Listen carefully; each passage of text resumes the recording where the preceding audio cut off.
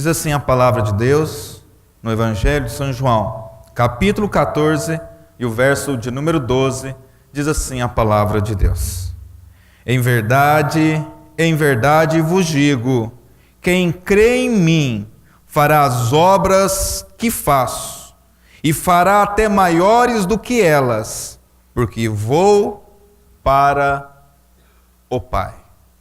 Irmãos, hoje eu trouxe um título diferente para a mensagem desta noite.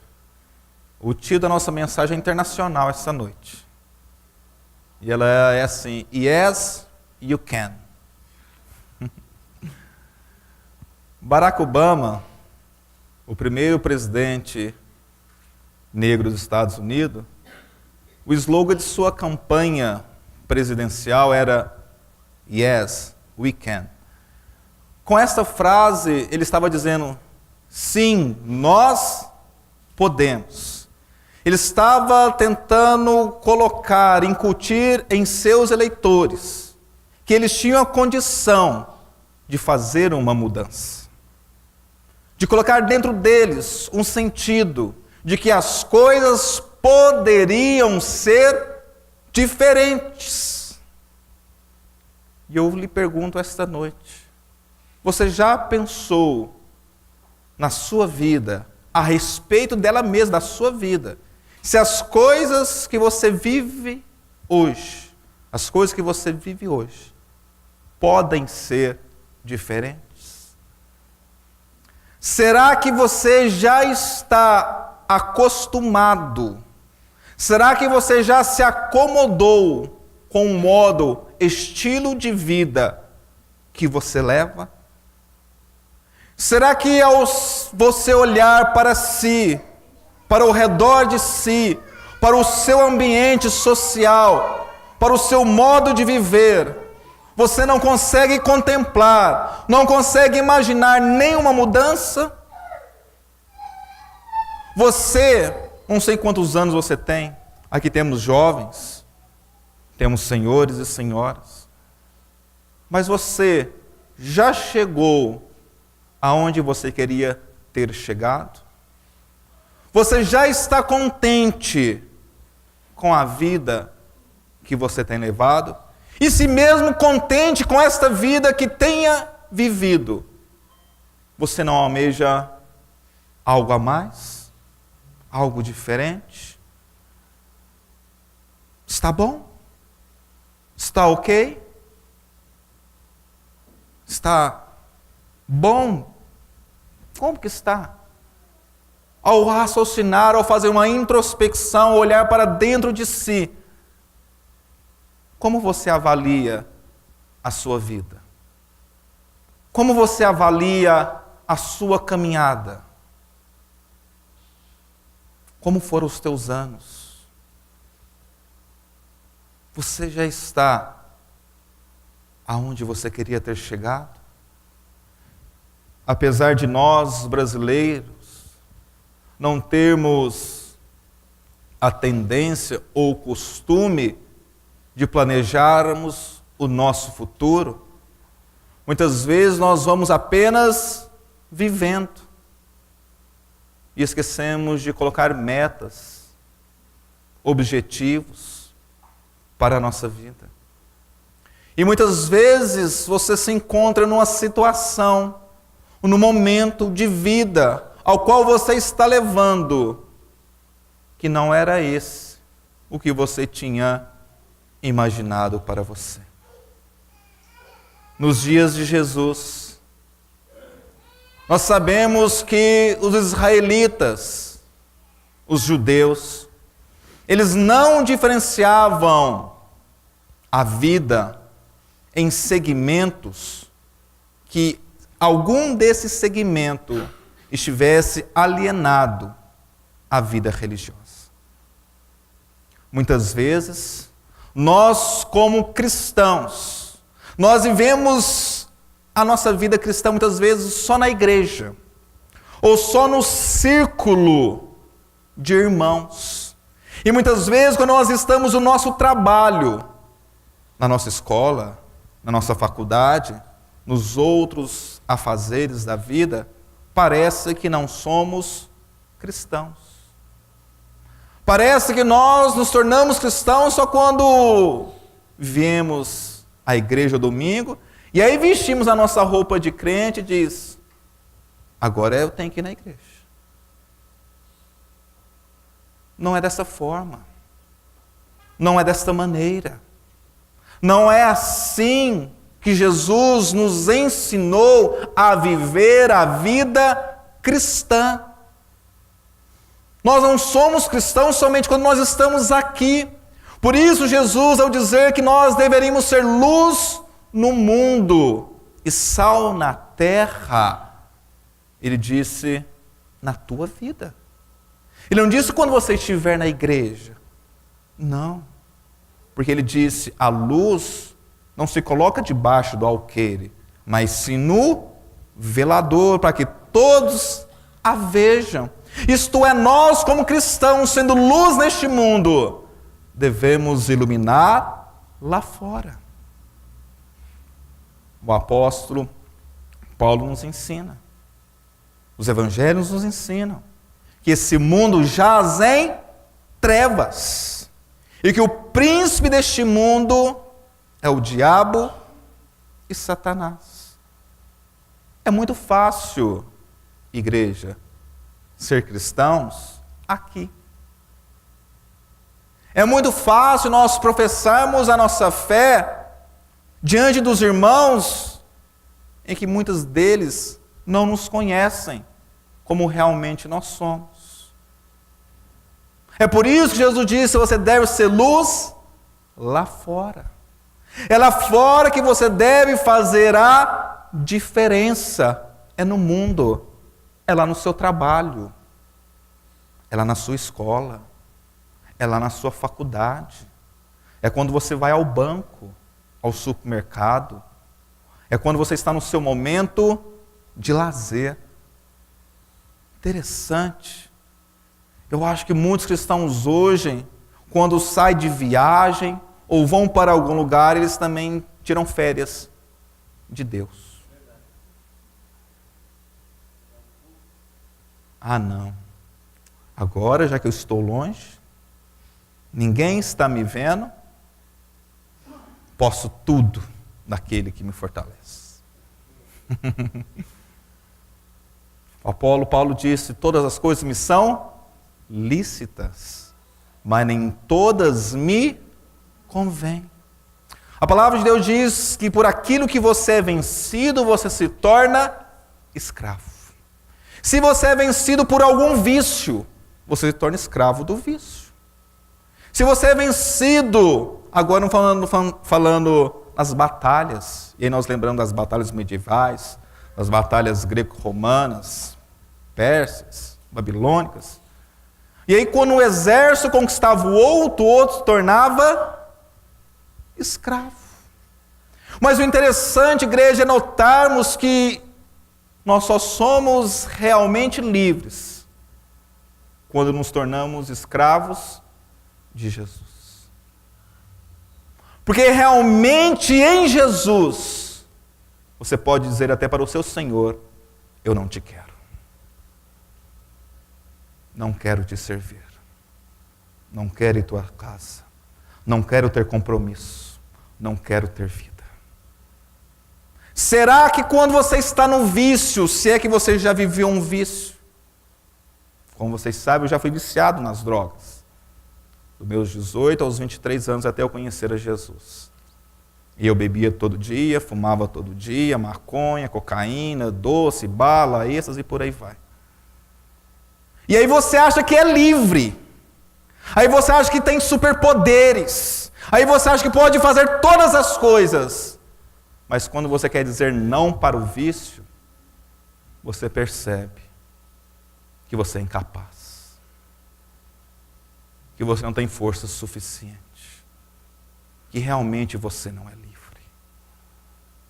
Mas quando você se torna escravo de Jesus, aí sim, a verdadeira liberdade na sua vida. Jesus, ao trazer o evangelho da salvação, o Emanuel, o Deus que se fez carne e habitou entre nós, Ele veio nos oferecer uma nova maneira de viver. Ele veio dizer: sim, você pode. Sim, você é capaz. Sim, você tem condição. Mesmo que você creia que você não é capaz. Mesmo que você entenda que você não tem condição.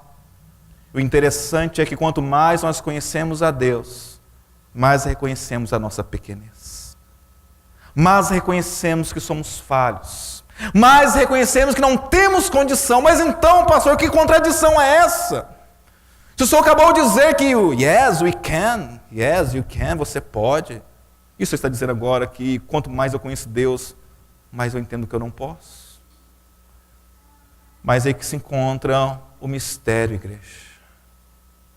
O apóstolo Paulo diz: quando eu sou fraco, aí é que eu sou forte. É quando você entende que realmente, pelas suas próprias forças, pela sua própria vontade, pelos seus próprios meios, pelas suas próprias capacidades, você não tem condição. E então você deposita a sua fé em Cristo, crendo que Ele sim tem todo o poder para fazer aquilo que você tanto necessita.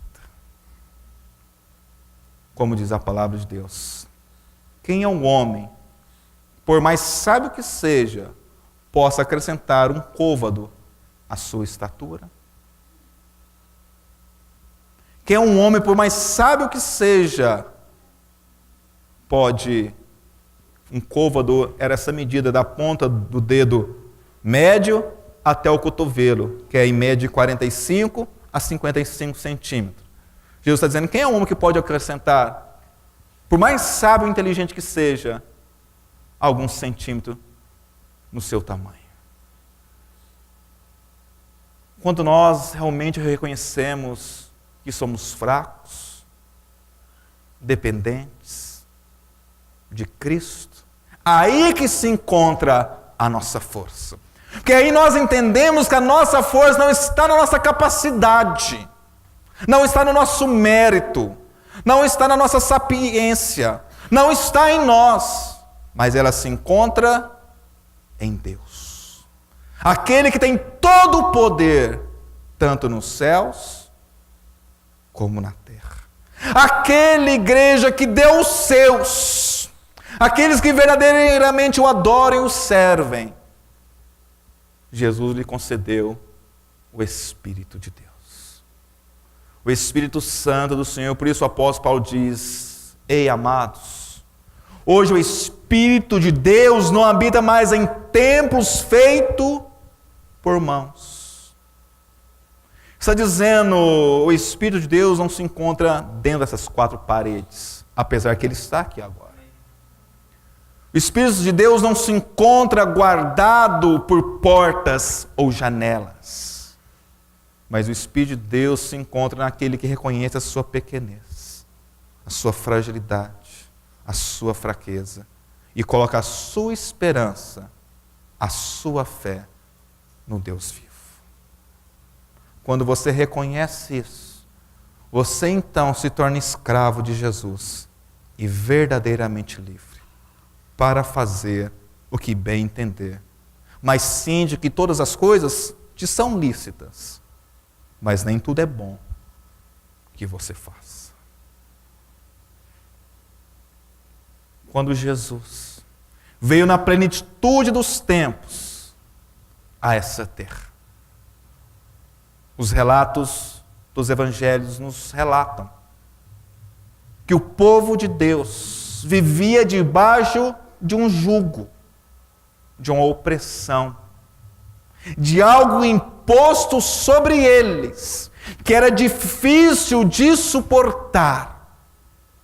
A palavra que era para a vida, era que estava escravizando.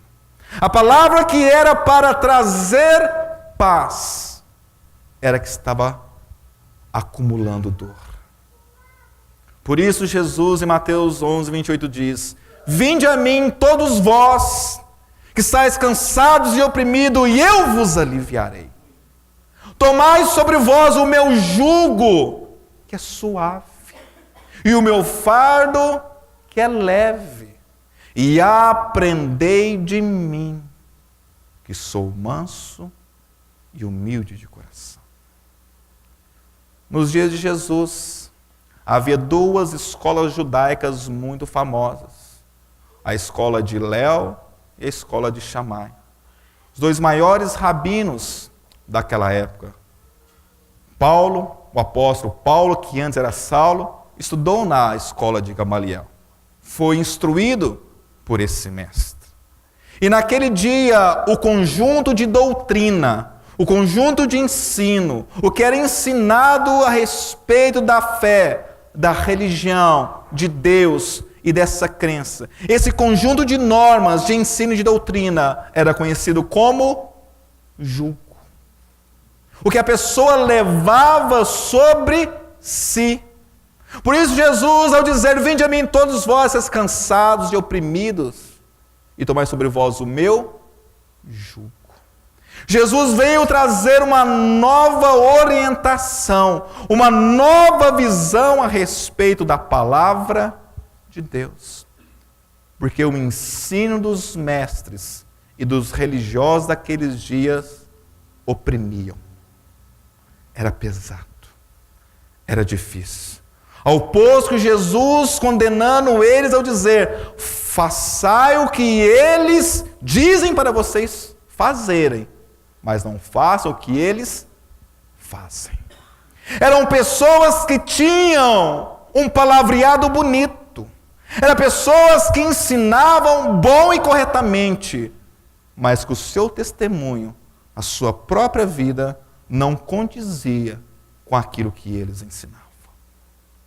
Aparece Jesus nesse tempo ensinando, vocês estão cansados disso, vocês estão se sentindo oprimidos, machucados, venham a mim, tome sobre vós o meu jugo. Está dizendo, Jesus não quer colocar uma canca em você, está dizendo, aprenda de mim, eu sou manso e humilde de coração, e encontrareis descanso para as vossas almas.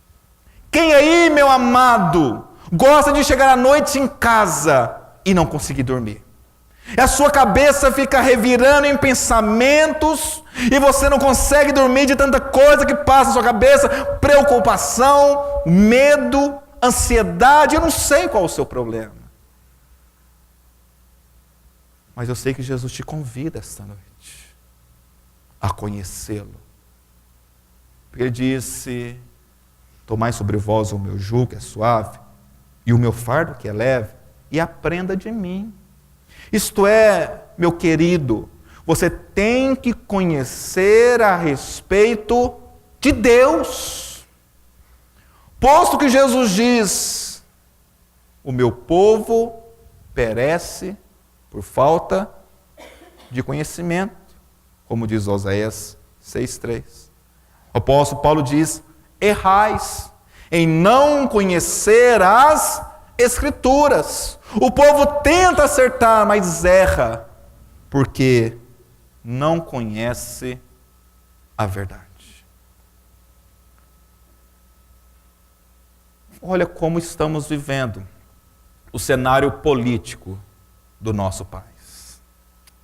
Até pouco tempo atrás, muito pouco tempo atrás, antes das verdades que a Lava Jato está nos expondo a cada dia, nós, em relação à política, sabíamos que tinha coisas erradas.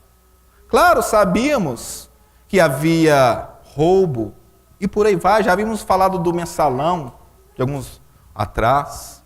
Mas, irmãos, quanto mais nós conhecemos a respeito dessa verdade, mais isso nos traz um senso de justiça. Quanto mais nos é revelada a dimensão do buraco que está acontecendo no cenário político, mas nós nos revoltamos e queremos o quê? Mudança. Assim também Jesus diz, conhecereis a verdade, e a verdade vos libertará. Será que o modo de vida cristão, porque eu creio que estou pregando hoje para cristãos aqui esta noite, será que o modo de vida cristão que você está levando, que você está vivendo, é o modo de vida cristão das Escrituras?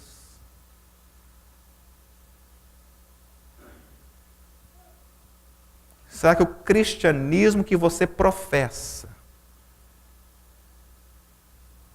é o que foi ensinado por Jesus e os seus apóstolos?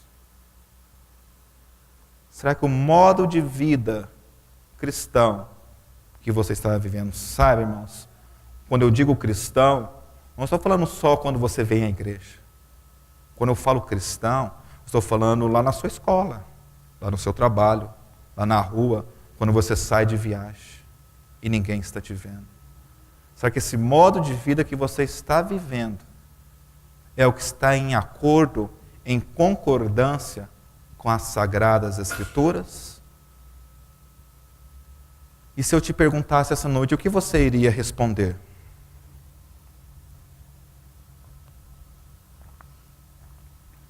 Eu creio que a maioria iria responder assim: pastor, eu não sei. Pois é, irmãos. Nisso consiste um grande perigo. De que o modo de vida cristão que você está te levando possa ser que não esteja te levando para o céu. Você já parou para pensar a respeito disso? Jesus, ensinando os seus discípulos a respeito da salvação, nos ensinou que a salvação é algo individual. Quando ele disse, estarão duas no campo, uma será levada e a outra ficará. Estarão moendo duas no moinho, uma será levada e a outra deixada. Quando Jesus nos contou a parábola das 10 virgens, que eu preguei pouco tempo atrás, 10 eram as virgens. A condição para entrar nas bodas do Cordeiro era ser virgem. E 10 eram as virgens. Mas por que só então 5 entram e 5 ficam para trás, se as 10 eram virgens? Outra condição necessária era ter azeite em suas lâmpadas. Se você for ler o relato, preste bastante atenção que as 10 tinham azeite. Não era só 5 que tinha e as outras 5 não tinham. Mas o que você tem que notar é que o azeite das 5 chamadas loucas era insuficiente. Era pouco. E eu te pergunto, será que o teu modo de vida cristão que você está vivendo é o suficiente para você entrar na presença de Deus? Será que a volta de Jesus se desse esta noite? Será que o azeite que você está carregando, que representa o Espírito de Deus, a unção de Deus na sua vida, seria suficiente para você entrar nas bodas do Cordeiro? As 10 tinham azeite. As 10 eram virgens. Mas 5 delas, o azeite que elas tinham era insuficiente. Meu amado, Jesus diz a respeito da sua volta que se dará num tempo em que ninguém o sabe. Que você vai ser como um ladrão à noite que vem arrombar a sua casa. Quem já teve a sua casa arrombada? Poucas pessoas, né? Eu já tive. É algo que você nunca imagina. Algo que você nunca espera. E Jesus disse, vai ser desta maneira. Se você soubesse a que hora da noite viria o ladrão, você vigiaria para que sua casa não fosse arrombada. Jesus diz, portanto, vigiai. Orai e vigiai, para que não entreis em tentação. Porque a volta do Filho do Homem vai ser como nos dias de Noé. Estarão comendo, bebendo, casando e dando-se em casamento, quando de repente veio o dilúvio e matou a todos. De repente, em um momento, em uma hora que ninguém sabe. Mas fique tranquilo, igreja. Deus disse que esse mundo não vai acabar novamente pelas águas.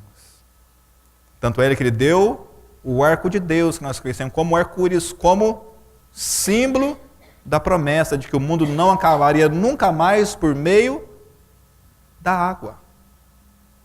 Mas, irmãos, isso pouco importa se vai ser por água, por fogo ou pelo que for, se você não estiver preparado. A volta de Cristo é iminente. A volta de Jesus pode se dar a qualquer momento. Para muitos, Jesus já veio. Já não está mais entre nós. Já partiram. Já estão debaixo de 7 palmos. E se você partir essa noite, para onde é que você vai? Você está preparado?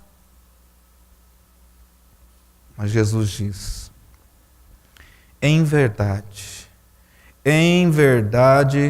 vos digo, quem crer em mim fará as obras que eu faço, e até maiores do que estas, porque eu vou para o Pai. A palavra crer vem do grego pisteu, que significa confiança, acreditar.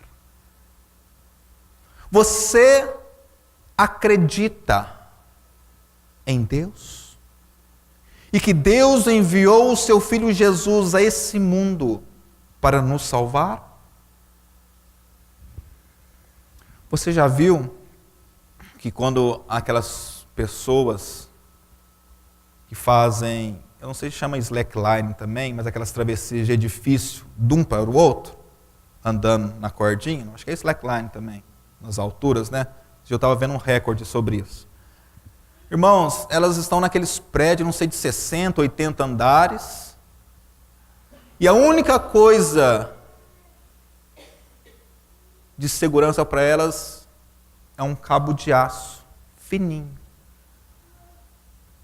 E se elas perderem o controle sobre a fita, não deixar elas esborracharem lá embaixo. Será que você teria coragem de ser içado por um guindaste, por um cabo de aço menos que o seu dedo mínimo?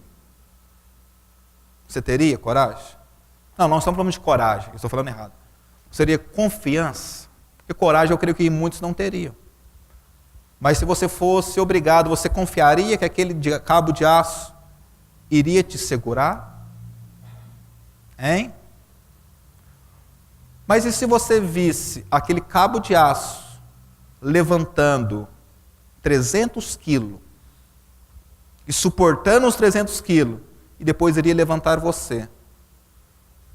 Você ficaria mais tranquilo? Sim ou não? Sim.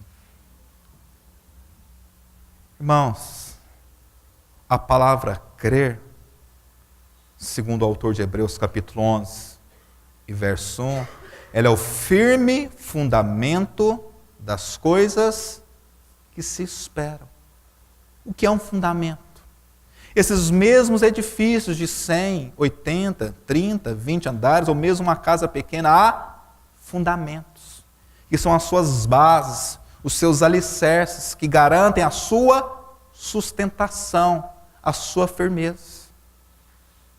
Essa segurança que é necessário para as coisas continuem como estão, mesmo recebendo impactos da natureza. Essa confiança te faz você entrar no edifício e pensar que aquele edifício não vai cair sobre a sua cabeça. Aquela segurança te faz você chegar em casa à noite e colocar a sua cabeça sobre o seu travesseiro e sequer pensar: será que minha casa vai cair essa noite enquanto eu durmo? Essa confiança chega ao ponto de você nem pensar mais nessas coisas. Assim também deve ser a sua confiança em Cristo, no Filho de Deus. Efésios, capítulo 1, verso 3. Eu vou ler para você.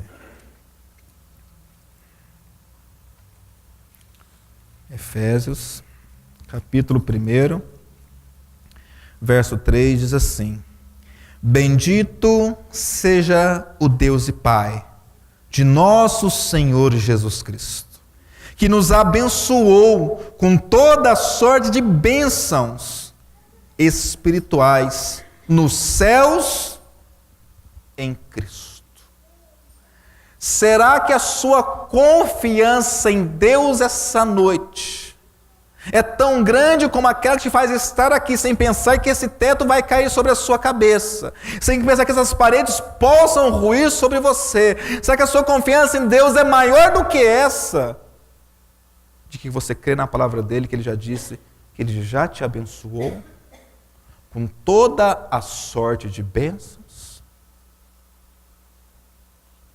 Eu creio que você não está compreendendo o que eu estou dizendo para você. Há uma palavra que já foi liberada a seu favor. E esta palavra, ela não foi liberada aqui na terra. Esta palavra, ela foi liberada nos céus. E quem liberou esta palavra não é homem para que minta, nem filho do homem para que se arrependa do que tenha dito. O profeta diz: porventura diria Deus e não cumpriria? Deus não é como nós, igreja. Deus não é aquele que diz uma coisa e depois se arrepende do que diz, como eu e você muitas vezes o fizemos. Deus é o Deus de uma só palavra. Como diz, é sim, sim e não, não. O que passar disso é procedência do maligno. Aquilo que Deus fala é certo e vai se cumprir. E a palavra de Deus está dizendo que Deus já te abençoou com toda sorte de bênção nas regiões celestiais em Cristo Jesus. Sabe, irmãos, porque muitas vezes nós não vivemos essa plenitude da graça de Deus, que Ele já liberou ao nosso favor, porque nos falta fé. Às vezes você tem mais fé de pegar o seu carro, andar a 100, 120, 140, 160, não sei até onde vai a sua coragem, e você anda tranquilamente a essa alta velocidade, crendo que nada vai acontecer com o seu carro. Não é? De que você está aqui neste lugar. E eu creio que nunca passou pela sua cabeça até eu dizer que pode cair esse teto sobre a sua cabeça. Mas quando a palavra de Deus diz que Deus já te abençoou com toda a sorte de bênçãos, é difícil você compreender isso. É difícil você entender isso. O apóstolo Paulo, nos ensinando a respeito da palavra de Deus, ele diz que a palavra de Deus não se discerne carnalmente. A palavra de Deus não se discerne intelectualmente. Isto é, a palavra de Deus não se conhece através da vontade do homem e nem da carne.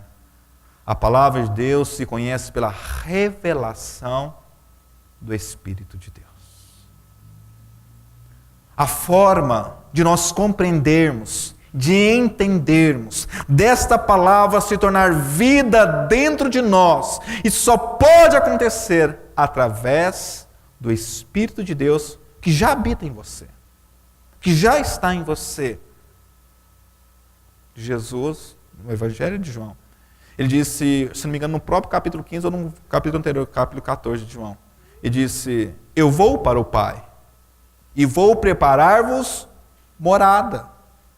Mas quando eu for, eu não vos deixarei órfãos. Eu vos darei o Paracletos, o Espírito Santo de Deus, conhecido como o Espírito da verdade. Quando você verdadeiramente se arrependeu, entregou a sua vida para Jesus, você se tornou o templo e a morada. Você se tornou a habitação de Deus. E a primeira função, que eu gosto de chamar de a primeira função do Espírito de Deus sobre a vida da pessoa que o recebeu, Jesus diz, é para convencê-lo do pecado, da justiça e do juízo. Sabe, irmãos, aquele momento que você começou a perceber que aquilo que você fazia não deve ser mais feito? Que aquelas atitudes que você tomava não devem ser mais tomadas? Que aquelas palavras que você pronunciava não devem ser mais ditas? E que aquelas coisas que os teus olhos gostavam de ver não devem ser mais visualizadas? Isso se dá pela manifestação, pela operação do Espírito Santo de Deus habitando em você.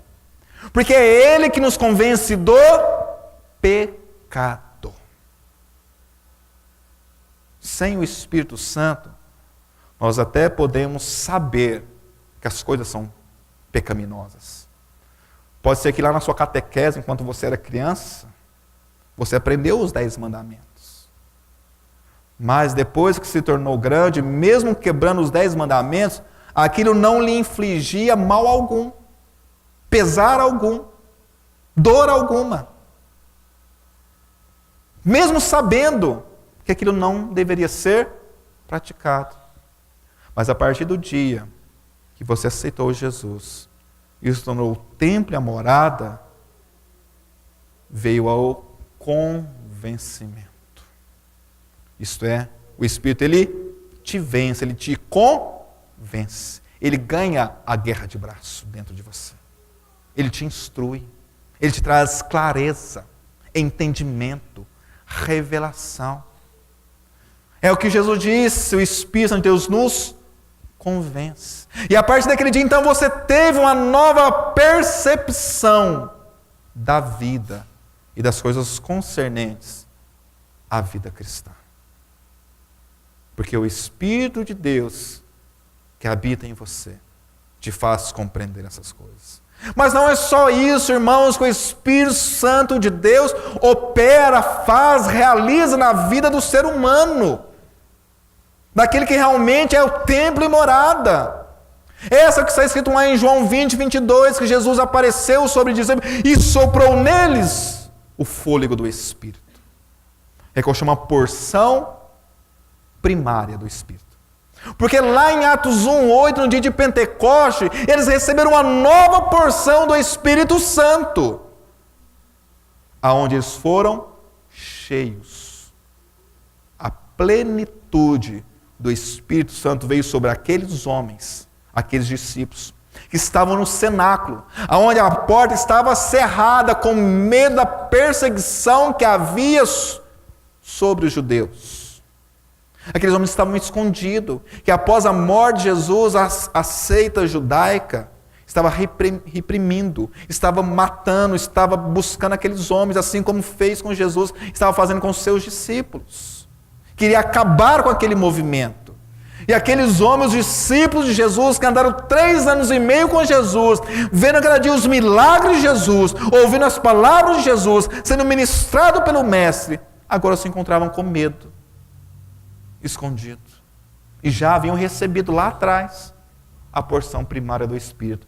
E mesmo assim estavam com medo. Por isso entenda, igreja. Pouco azeite na lâmpada não é a condição para você entrar nas bodas do Cordeiro. Para aquelas 5 virgens foi pouco e perderam a entrada.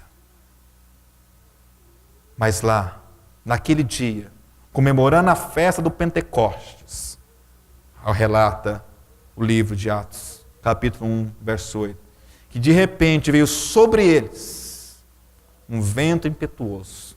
E eles viram pairar sobre eles línguas repartidas como de fogo.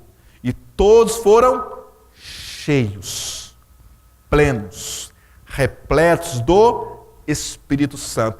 E aqueles homens que estavam com medo, abrem as portas, saem para fora e começam a pregar, a anunciar a Jesus e o Evangelho da salvação. E naquele dia, quase 3.000 almas se convertem a Jesus através da pregação de um homem, da pregação de Pedro. O que Jesus quer fazer em nossas vidas, quando nos deu o Espírito Santo de Deus, não é apenas nos convencer do pecado. Isso você sabe muitas vezes, irmãos.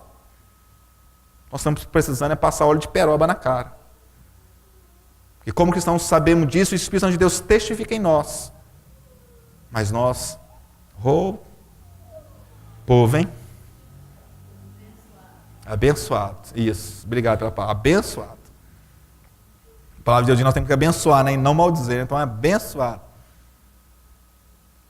Mas não é somente isso, irmãos. O Espírito Santo de Deus vai muito mais além. É muito mais do que isso. É muito mais profundo. O que o Espírito Santo de Deus quer operar na sua vida é te trazer o verdadeiro conhecimento de Deus sobre você. Você não está aqui por acaso. Você não é obra do destino. Você não está aqui porque no início de tudo houve uma explosão, encontro de partículas, Big Bang. Não. Você está aqui porque nós cremos que Deus criou todas as coisas pelo poder da sua palavra. E quando Ele diz, haja luz, houve luz. Mesmo quando nada existia. A palavra na latina para isso é ex nihilo. Que significa que Deus do nada criou todas as coisas. O homem, quando ele cria alguma coisa, ele tem uma matéria-prima para criar. Deus não. Deus, quando criou a lua, o sol, as estrelas, a terra, o mar e toda a infinitude de vida, Ele criou todas as coisas quando nada existia. E Ele criou você. E Deus já havia planejado esse dia para você. Deus já havia planejado, escrito no seu livro, a sua vida. E o que Deus quer mais fazer na sua vida é restaurar aquilo que foi perdido em Adão e Eva. A comunhão, a intimidade com Deus. Deus enviou o seu Filho ao mundo, Jesus Cristo, a morrer naquela cruz, porque Ele te ama. Ele amou a própria criatura, a sua própria criação, que foi criada à sua imagem, à sua semelhança. Se assim poderíamos dizer, não apenas no aspecto físico, mas principalmente no aspecto moral.